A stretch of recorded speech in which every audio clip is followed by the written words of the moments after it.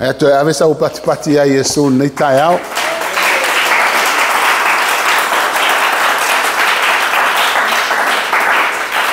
Ya, tai fo ile tua tato mafuta ma leuso ia mo mai New Zealand. Ya o le li fai pisinisi me tau TV. Ya le tato mafuta nei tai au. Ya pa tai la le lawa arwa to foi la lo wata lunga TV. Ya malunga le internet. Ya sia le Facebook nga ngai le la tuele la unga. Amene.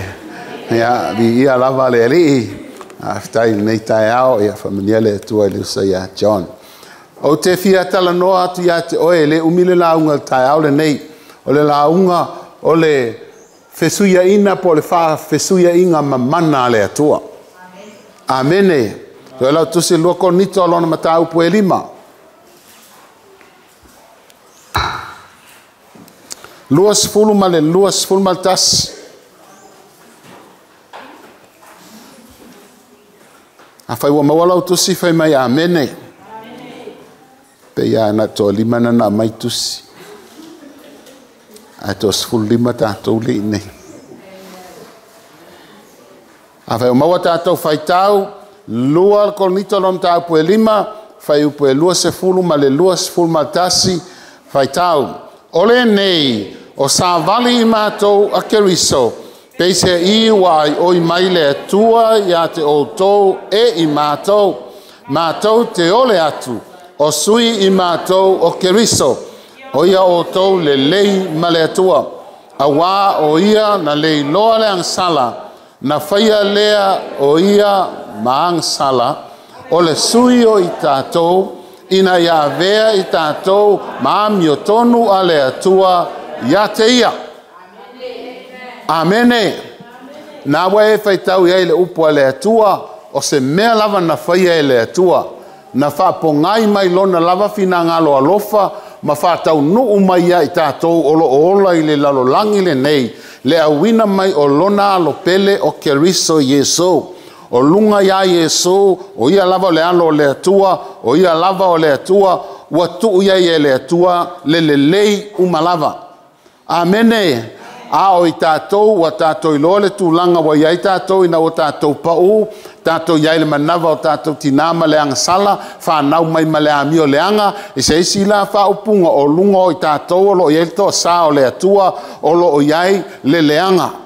A o le la wafio mai e so, o i lunga ia te ia le lei, a ua whaia e le atua se vāvenga, se mea matautia, ma o le fatu fo i lea o le tala le lei, o lo tātou whalongolongo i pēa i lea aso ma lea aso wa au maia e lea tua le leanga sai lunga ia te tātou wa tuu i lunga ia keriso Yesu ai au mai le lei lunga ia keriso Yesu wa tuu i lunga ia te tātou ma wa tātou talia ina i le wha atua tua. A whai wa e maua mai au whai mai amene. E valu mea ua whawhesu ia i e lea tua. Ai tolu mea te fia whaasoa ia te oe tai aole nei. Amene. Apa i te alu i se whale o loa e whaatau. Oro iei se whaasuia inga o mea ia. O i nāfo i te mawai le ata o le mele ua whaia e le atua. A wawa e alu atu nei ma lau tupe. O nai alu atu la ia whaatau mai le suka. Ua tu i o lau tupe. Ai a mai e oe le suka. Mai alu whao ngā i le mea o loo iei le mana o mia. O se suka i to tonu o loo a inga. Amene, e te iloina ai, wa ese meto tino sa ia te au wa watu mal fale o loa, wa mai fo ia te au le o loa o meto tino le fale o loa, ma ualu ma. A whai o te alu ma lau meto tino tu ui o, ai o te le sau ma le suka o le meto tino lo iai lunga o le whewhasu ia inga. E iai le mea le tupu. Amene, po ua ngalo ia te au, po le mea wa whaso solo manuia lava.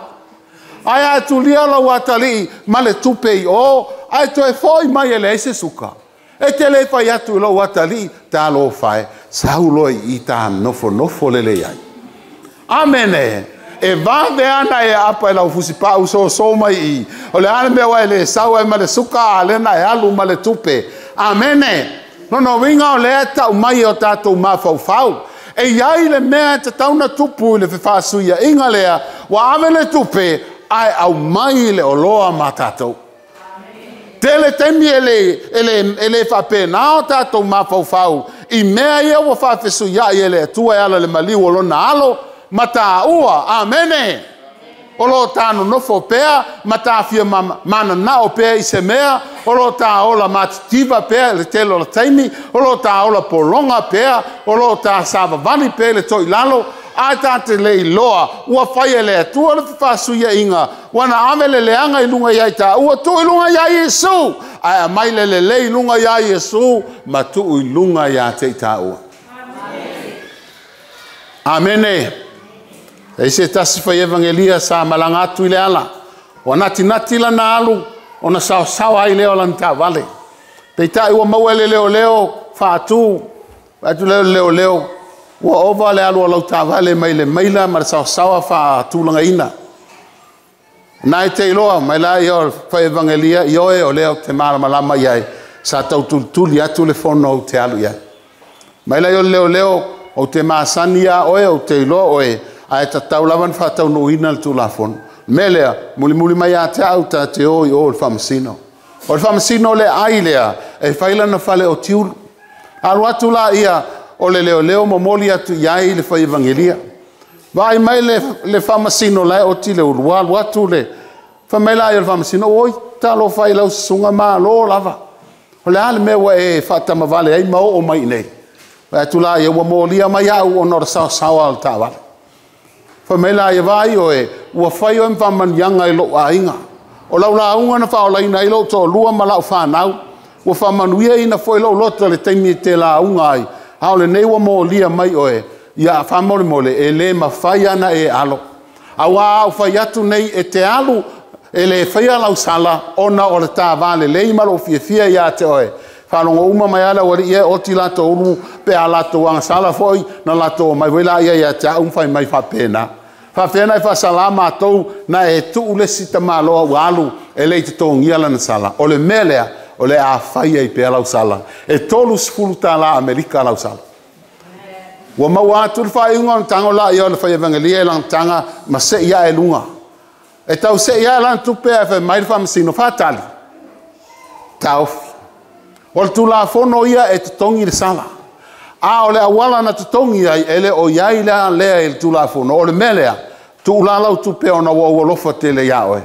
A o le a whao ngā lau tupe e tutongi ai lau sala. Amene. Ue e maua mai le mea na whaia e le atua mo tau. O le tā anga sala e te tau lava na tutongi e taua. Awe mai le atua whatali. O le au tutongi ina lau sala moe. Le lawa e maua mai la.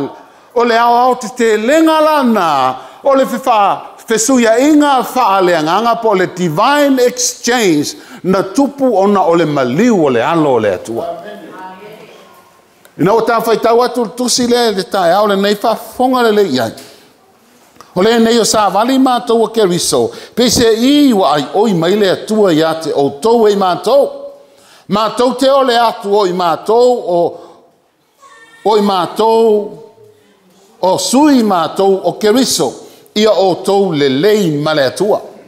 Amene. Awa o ia na lei loa le angsala. O ai o ia na lei loa le angsala. O ai o ia na le angsala. O ai na le angsala. O ai na le angsala. O Yesu Keristo ele iloa e ia le angsala. Amene. Ave mai le tuspa ia le tae aole nei na le whaia e ia le angsala awa whai mai le atua tu watu le angsala al tangata i lunga ia te oe. Amene. A o lau ami o tonu na e mai le atua ai ave le ami o tonu lea e ofa atu ma tangata umalava o le lalorangi. Ie mai tau mai le upu le whaonga atu o le ofa atu. Langa ele ia mai atu tu oko meki ilunga na mai tu atu i le ofa. Amene. Ei, wa avela wanga sala o le ami o tonu nei ale atua e fia momoli atu ma o tou. Nela e oso mai ele tu spa iam fai mai Ioane mua fai pasuma lua au lato umalanta lia Yesu mfatu tu elon swafa wa vati el manuia e avea lato mafa na wale atua o fa na wale atua o fa na ami o tonu. Say amen. O le ami o tonu ele o se ami o tonu ala tau o le ami o tonu a keriso Yesu. Amene. Ma nei o le afionga le atua pe ai mai tau mai.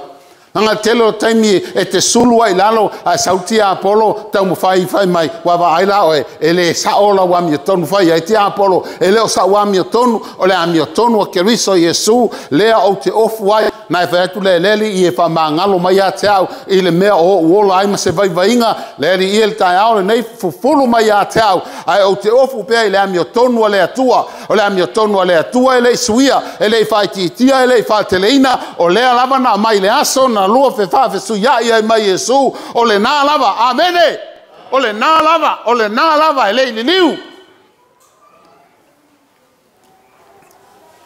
me mua fia fa soati ya te oe o le fa fe su ya inga mamana le wa fa ia le tua wa ave e Yesu fa salanga ai tu mai mota ua fa mama ina wang sala say amen. O le whamama ina o le angsala, e sili atu mai le mele o le whamangalo, pe ele se senga ma le whamangalo. O le whamama ina o le angsala, tai pei lava, a whai o lau peichi lea, po o lau pepa lea, tu se ia o angsala, ina o au sau ia Yesu, tango atu ale atua, ave e se atoa ma lau whaila, amene, e leo toi maua I totono o lau whaila, ua whamama ina o angsala. Wa ave sea uma ele I o Keriso Yesu. Ua tanu mia I lalo le toto o Yesu.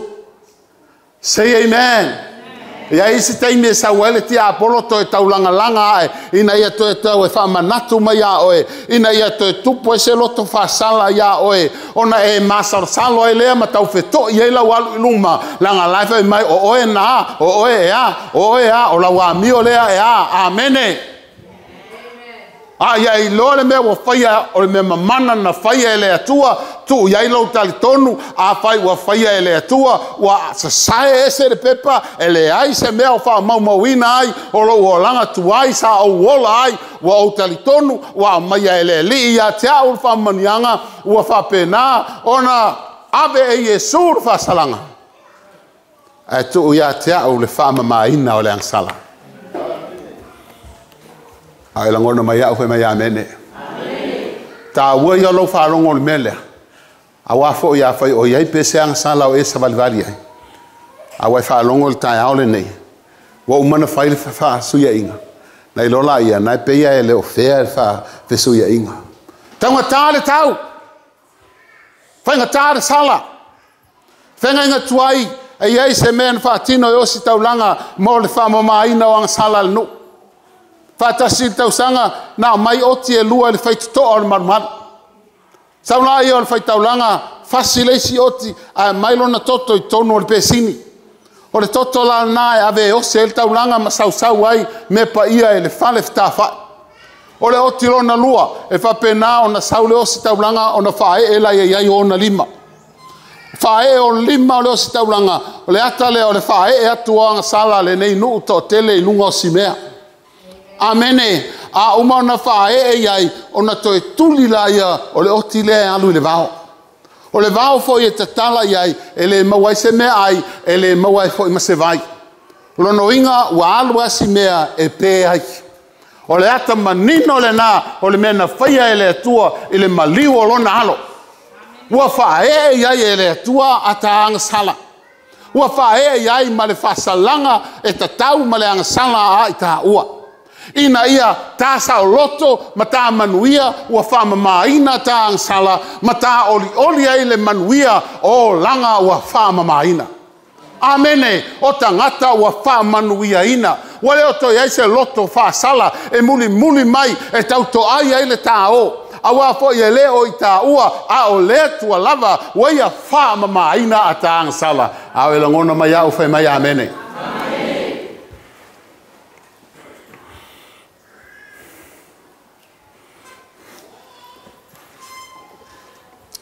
Mea lona lua.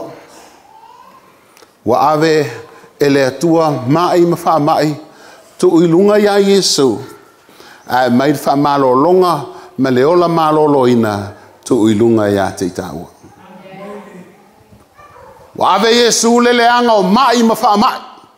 Aua ofa mai e le atua le wha malo longa ma soifua malo loina mo itaua ilunga o le Fesuia inga whaaleanganga po le fesuia inga mamana na faia e le atua. Mua Petere lua sumatfa. Anta watu e tolu e languinga koe kasia fai tatu whamantunga. Amen. Fai le sinai au tawhua e maua me lana amata mai.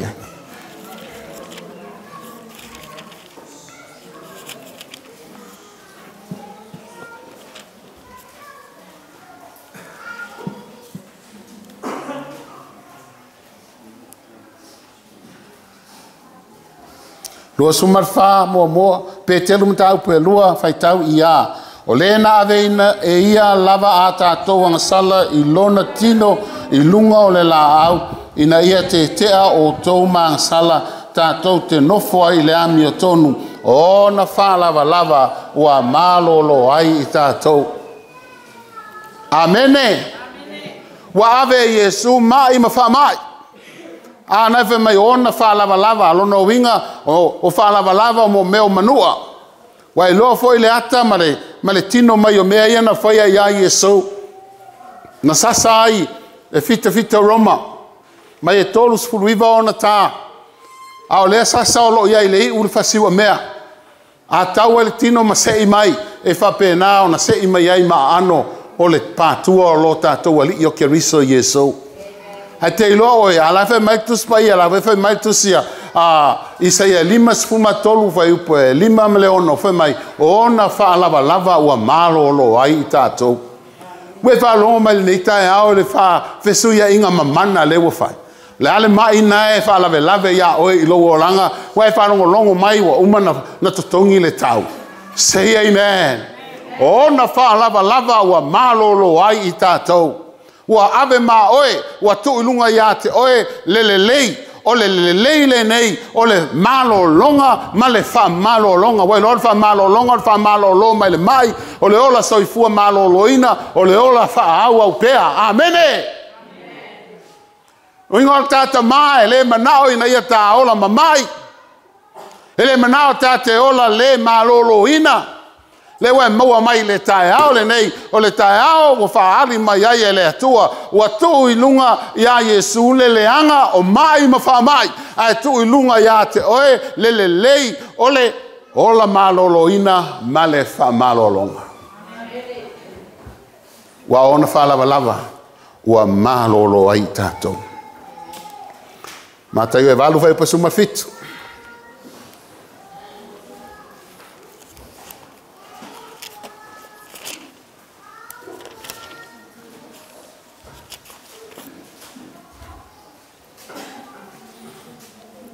Ona taunua I leo le upu, al perfeta o Isaia u whapea mai, o ia lava, wana aveina a tātou vai, ma na tau ave o tātou mai. Amene. Ua taunu, o whataunu ina al forfolanga. Ao e whanongolongo mai tae ao le nei lewa e maua mai, wa umana fai, o mana tongi le tau. Nona winga le taunto nofo mai a te au mea ia. Ai anula le aso le nei, ma tupu lo fatu atua le upu le atua. Ai anula ia leli ie, wa umana e tau aveina. Vai le upu na iai, o ia lava, na tau aveina o tātou vai, mana tau ave o tātou mai. No inga a whai o mena lewa tau nuu, ale ala me la tau nofo I pea wha pēni mai. Le asa whai te toa o matala. Le ase me o tupu, o le tale malama ea, I le fesuia inga mamana wa umana fai, po le tale talitonu, po le tale whatuatua, ele o le taimine te tua e lunga ma e tau tino atu, wa umana tau ave Yesu, o le mele wa umalo lo ai, amene. Istanga talala la whatatali, se longa o whalongo atu, wa okei e whatua au tabalbali. Mai, o le whatuatua e te la, amene. O le whatuatua wa mai tuspaia wa apa atu le lima o Peteru I le pipili. Ai mai ufa malosi o ia I ona pona vai. Lona winga ua whapena ona fosi e ia lana tu ilunga. Mai ona tu la ia ilunga le swafo Yesu. Tu la I masavali. Al whatuatua na wa ofa mai ai. Wa ofa atu. E whamaoni le tu elana ofa e kalesia el tai au le nei. Fa maoni lana ofa. Amene. Te misa weti Apollo fa mai nga ke la longa ke la maros. Fa ye ole fa to o mautino me le vaia. Te le atu lo tu ilo me te fa longo yai. Te le atu lo na mana. Te le atu me na ya aveina me wa ya aveina lo vai wa ya aveina o mai. Ai tu mai ma o fa malo longa. Amene. Matala yana e Savan Valley. Ai se mena e tala I pele ava noa e tu poi ma istem o leita. Amene. A fia lo loto folanga le atua. Ia le si mea le aile mafaufak. Ai o tōne me ma iai ai ia. Amene. Tōnga ai fuara au aina. Melon tolu. O tau ave Yesu le sala. Awa tu uma o ele amia tonu. Amene. Tu silen fai tau na la fai o tu aita to la unga ni tai au. Ma ro la val no fo mai.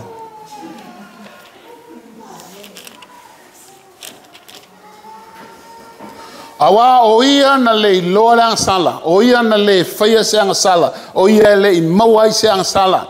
To tele yo a onga pepelo lo a ngai mai fe mai na sala Yesu. Le ai ka le sia ele yang sala ta to wali. Ana ba ti Yesu e se o to ta o mai ta usa wang sala. Tof to fonga yana fe ngai mai Yesu ma le ti Apollo na sa we fa so ole to mo fai mai le ina ia pa u atu Yesu I se va enga wang sala. O au penga ti Apollo foi lele e fa nga nei o tuina nau o mata tuina nau o le tino ma fa lia vale o le oranga. Amene. O mena mete tele na to lo ti Apollo sa alwa ya Yesu. Na alwe tau mafai e to e lui Yesu e pe ona ia lui ina eva ma pa uai eva I to tonu al fa toanga. Na ya alu fo I mana mena e tolu. Ale na alu malona mimita na alu fa mimita ai si lo matua o eva. Le na alfa ai nei se peia o ese atua. E te lele mai pei o ese atua. E te savali e pei o ese atua. Aolona mi mita le na fai le langi le na alu mai waia fili o le asi ilo no foali e tusa male atua ua fia atua. O ana mea la ia le iai le alava iai le asole nei na foi e lui atua ia oe. Mon mea o le fali e lia vale male mi mita.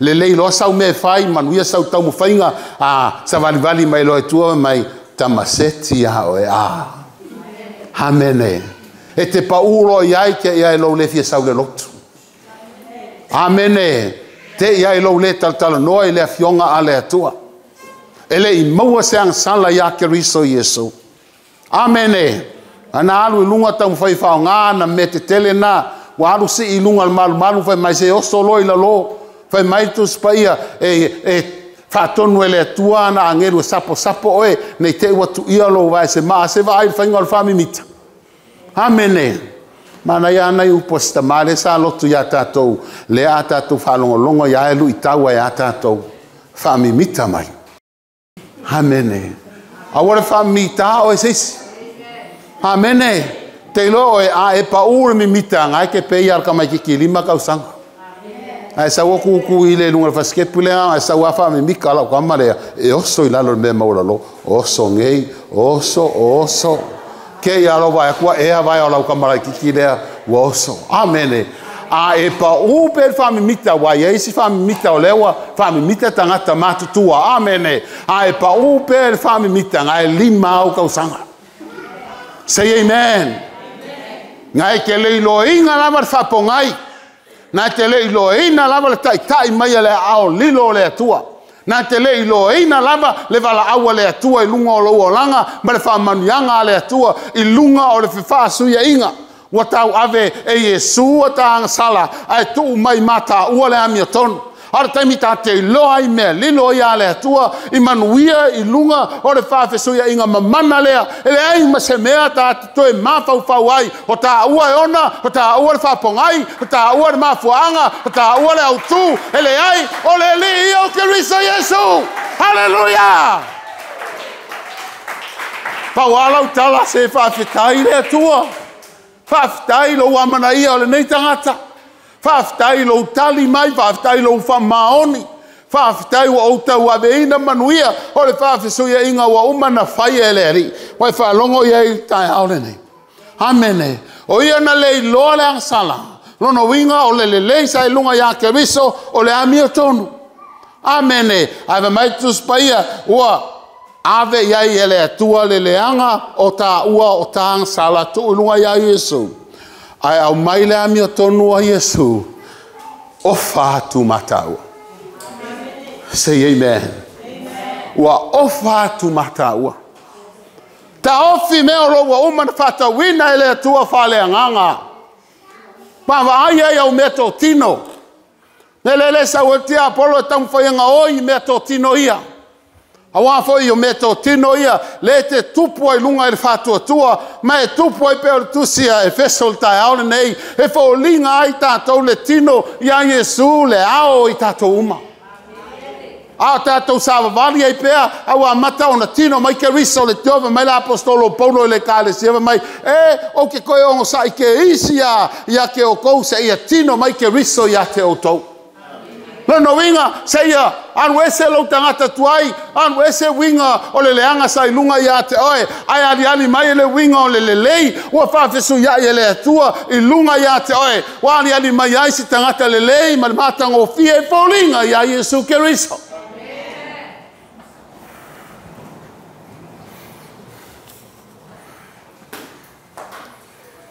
Amen. Veo na taua. O le taimila na ma o le ata fo le nana whatulanga e le atua. O le whawhisuia inga o tātou angsala. O ia ave matu uilunga ia ke riso Yesu. Ai wawa ai o nal telo le taimi. E address pe refer lava pe wha sino lava Yesu I lona tama. My father.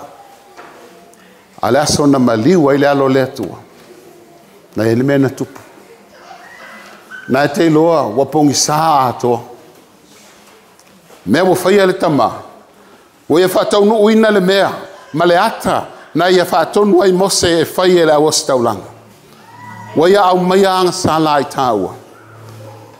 Matu uatu I lunga o lona alo. E matua whainga tāre mele. Watu I lunga o lona alo a tāng sala. Wa whae e atu iai. O le aso lea na whai mai na pō ai. O le tūtonu o le lā whai mai wapongi sā. O le aso lea na tangi ai Yesu whai mai. Lo watu wae. Ai se awa e tū la fua I mai ai atea. We maua mai, wa iei re mele tupu I tonu ia Yesu. Ona la ua lava mafutanga mafana malonta maa, na te taua ia lonta maa o louta maa. Ha o le aso lea, o le aso na wha e ai e le tuanga sala le lalolangi lunga ia ke riso. Ua wha sanga e se foi ona fonga o nor whengta o le mea awhai. Ai pongi sa ai le la ai le tu lalna. Ai alanga Yesu loo atu wae. Ai sea, wa e tu la fua I mai ai atea. El tele te mita tele mata ala ai ta sabaringa. Na ta tele lo tele al tau na tong. Tele te mi tele lo ai lo taua. La wa ngalo ya o ele tau na fa tau ai. Wa ngalo ya te o ele tele o le tau. Wa ele lo le fa fesu ya inga mamana na fai. Wa ya tau ave ai le fa salanga. Wa ia tau ave ai mai ma wha mai. Wa ia tau ave ai le anga sala. Ai tuu mai ta ua le wha mamaina o anga sala. Tuu ma ta ua le wha malo longa ma le soifua malo loina. Wa tuu ma ta ua le ami o tonu. A tai loa me wa tua ma ta ua. Ma le onga o le mena ave. O le ate lele no I tau I lau savaringa. O le ate lele mautu e te tu ai. I le ma whai e ti Apollo. Ona toi wha mi mita oi se mea le au ngā. Ele toi ma fai ona siri ai se isi mea ia oe ai lo fia e whaoltanga ma le mana o sa tauro ke riso Yesu.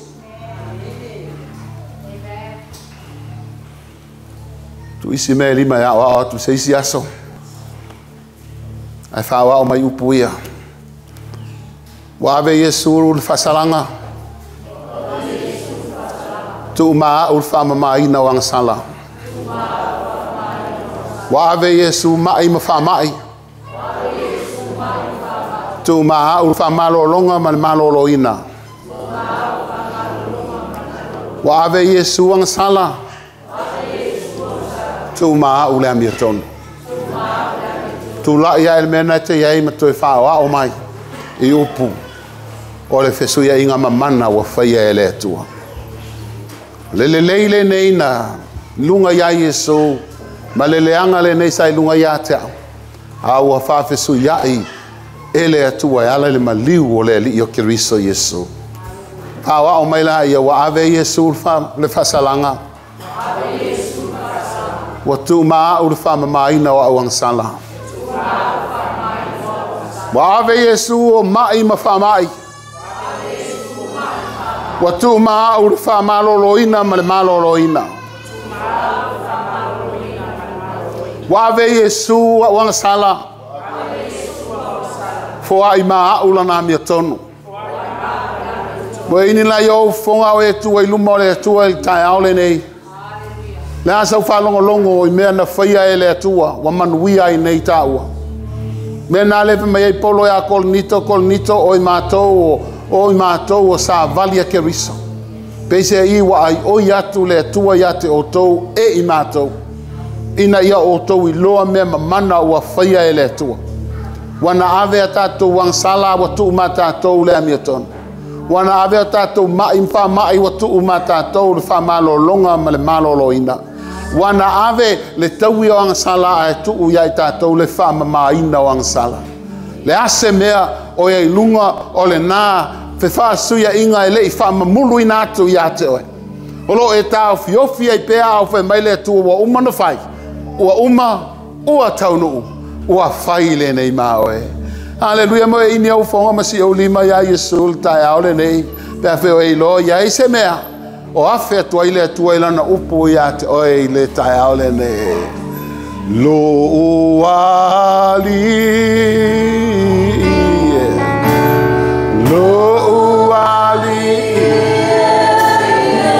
Yesu o savne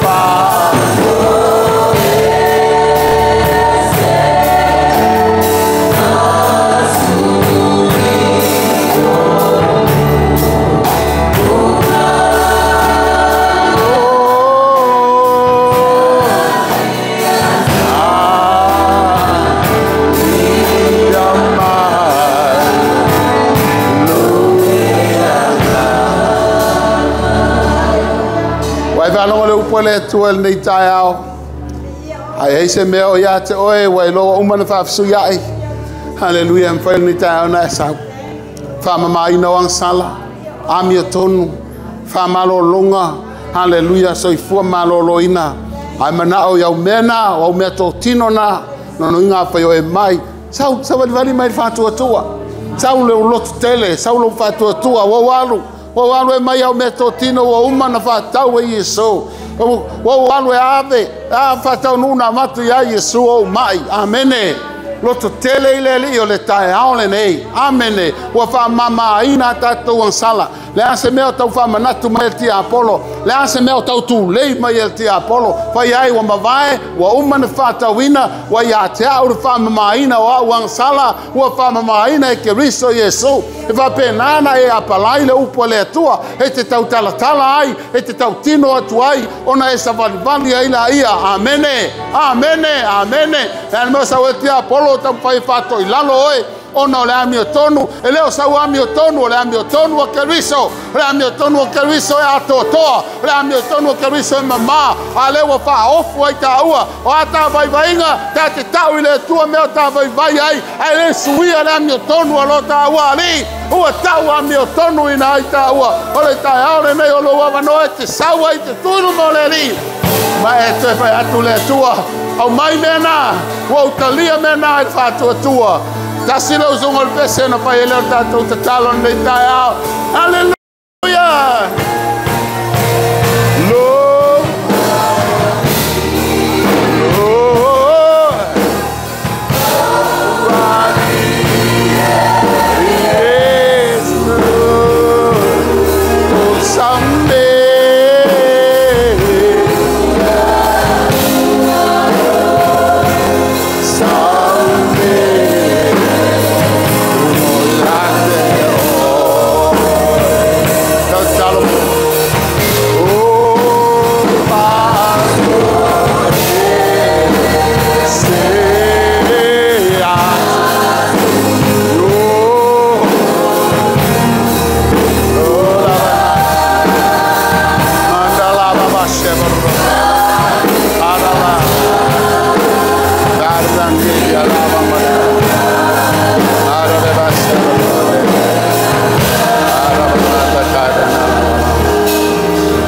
Iai pe lumo le tua il tai aole nei la fa tato talo fa tasi ona talo ai le mo ila to luma nei hawa mai le nei talo Yesu e wo fa longo ila wa fionga nei tai ao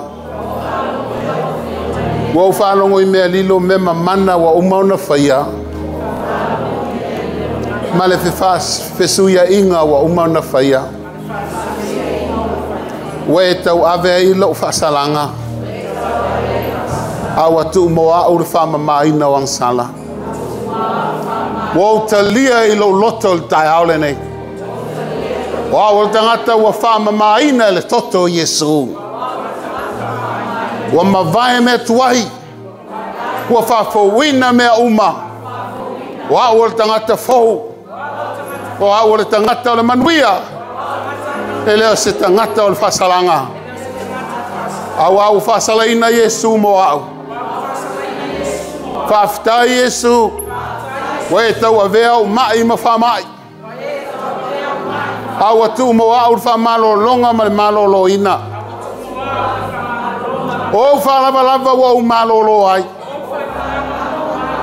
we avea le nganga vai we avea le nganga mai ai tu mo au fa malo longa ma le ola malo lo ina amata mai lo wanganga I lo loto I lo tino ua o malolo ina fa fetai Yesu wa e ave a wang sala le leanga ma le matanga o le ang sala awe tu ma o le ami o tonu o a o le tangata ami o tonu e leo sa o ami o tonu o le ami o tonu a Yesu ua tu mai maau fa fetai wa o mai o le ofu o le ami o tonu o te ofu ai pea e loa mai au le tangata ami o tonu e talia au le langi o no tangata ami o tonu ua ofu le ami o tonu o Yesu Keriso o fa fetai lava tama fa fetai lava tama wo talia le foai wo talia me wa vesea ya te ao wo ilolo fasino manga O se tasi o le whanau o le atua. O le tangata manuia. O le sitiseni o le langi. O le au na le atua. Ua tu siolo ngoi le langi. Whaftai Yesu. Whaftai wa wola. Whaftai wa wola. Whaftai tama. Di ia oe. Di ia oe. Amene. Amen. Thank you, Jesus. Thank you, Lord.